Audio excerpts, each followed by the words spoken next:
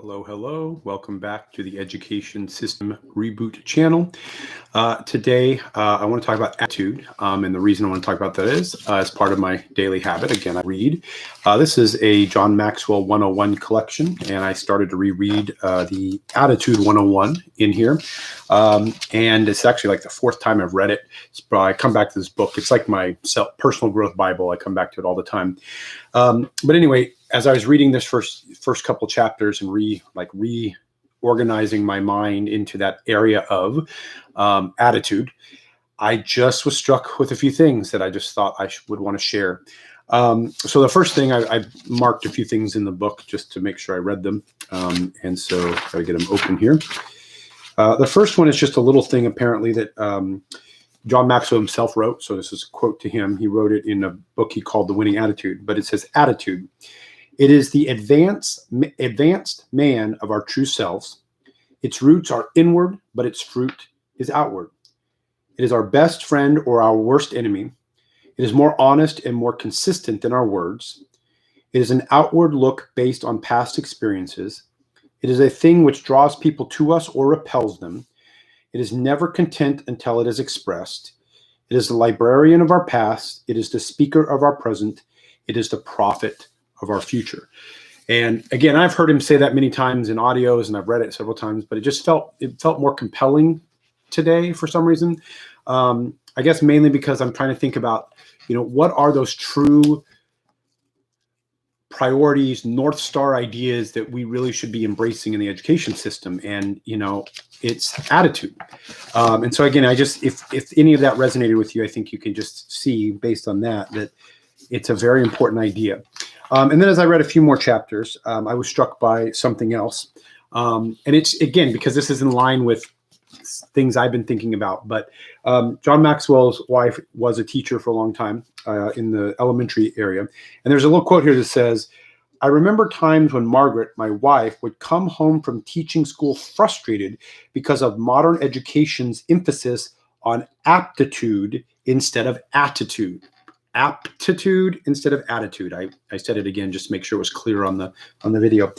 And again, it's funny, I missed that in the past. I found that I was like, oh yeah, that one is a great one, because that is in line with a lot of the things I've been trying to talk about. I would phrase it process over product. We are so obsessed with the product, the end result, the grade, the assessment, that we forget that to analyze the process underneath, which again, if you think about it, the process is attitude, right? What attitude do you adopt? Do you have an attitude of perseverance or an attitude of giving up? Are you an attitude of procrastination or planning? Do you have an attitude of, going through the steps to be prepared, right? Do you prepare or not prepare? Anyway, so it's like when I think about process, it really actually kind of comes down to a fundamental level of your attitude. And then finally, this is one again, and it's just something I've noticed. I've noticed in our culture. I've noticed it in the education system. But there seems to be an epidemic of victimhood mentality. And full disclosure, I probably was guilty of that in my own life for many, many years. But as I have grown, I have gained a confidence that allows me to realize that I'm not a victim. I have absolute control over my choices. I have absolute control over my future. I have absolute control over my attitude when life does throw things at you, because life will. But anyway, I wanted to read this. And this stuck out with me. It says, it is impossible to perform consistently in a manner inconsistent with the way we see ourselves.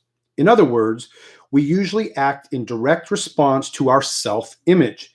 Nothing is more difficult to accomplish than changing outward actions without changing inward feelings. Now, I think we intuitively know this in the education system, but I think our approach is wrong. Our approach is to make them feel like we try to make them feel better instead of realizing that, we have to change the mindset of them seeing themselves as a victim, the inside, right?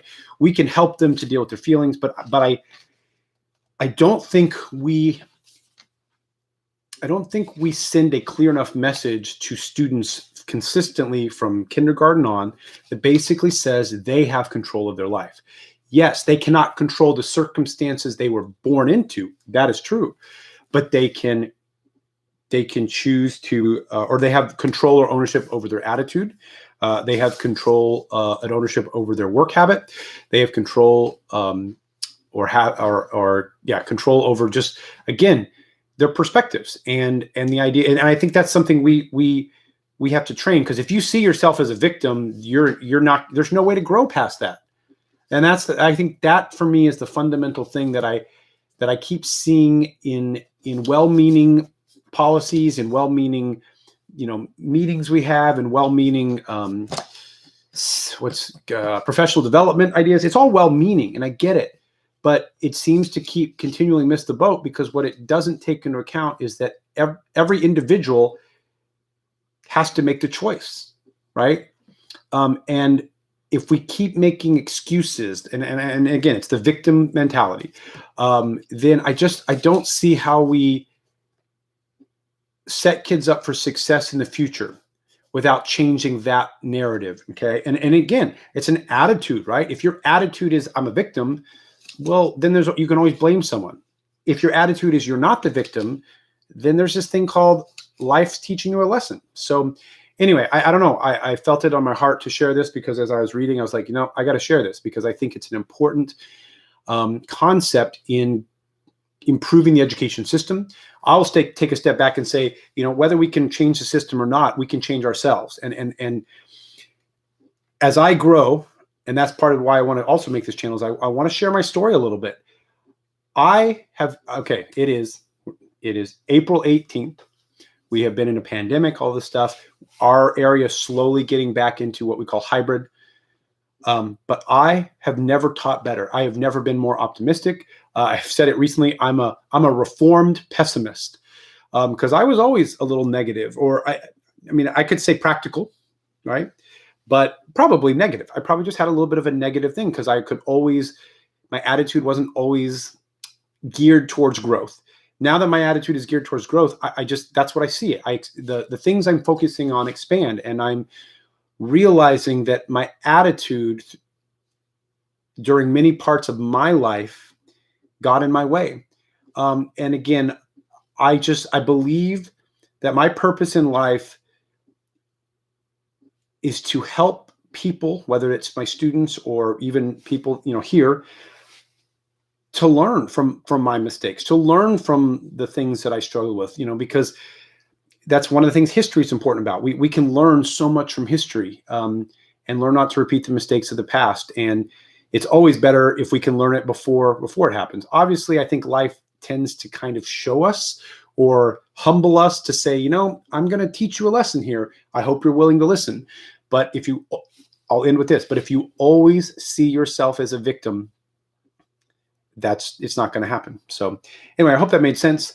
Anyway, as always, consistent effort over time equals success, and I will see you in the next video.